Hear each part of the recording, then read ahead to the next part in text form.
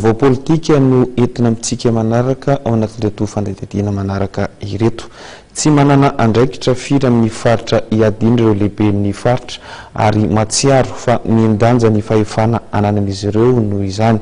Io no anisan'ny tsindrim-peo napetraka ireto tompon'andraikitra ambony ireto nandritra ny lalonana fifampiarabana tratry ny taona nototosaina teny Iavoloha dia ary hoarantsika ny fanadihadiana.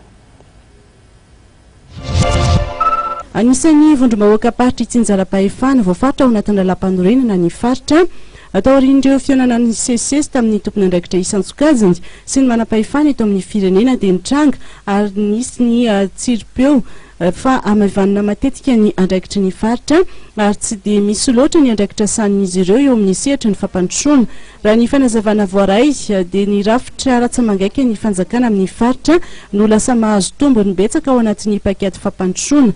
Eo amin'izay sehatra ny fampandrosoana izay hatrany dia mahatsapa ireo lehibe ny faritra fa tsy dia manana ny lanjan'izy ireo indraindray ka lasa tsy mipetraka ny fahefanana anan'izy ireo eny anivon'ireo toerana iadidindy. Tsy mbola ampy ary tokony hamafisina ny fiaramiasan'ny fanjakana FUB sy ny lehibe ny faritra ho an'ny lehibe ny faritra 2020. Anisany notsindrin'ireo lehibe ny faritra ihany koa ny resaka fandoavana ny karaman'ny Sefokotandy sy ny levitr'izy ireo. Anisany mampaningana ny raharaham-panjakana izany fahatarany ny fandoavana ny tampi-karamandreo manana andraikitra lehibe eo anivon'ny vahoaka ifotony izany. Mahalon'izany rehetra izany dia nangataka amin'ireo tompon'andraikitra ho asiana fijerena manokana ny faritra ahafahan'ireo lehibe ny faritra manatanteraka antsakany sy andavany ny asa sahan'izy ireo eo amin'ny sehatra ny fampandrosoana ny firenena.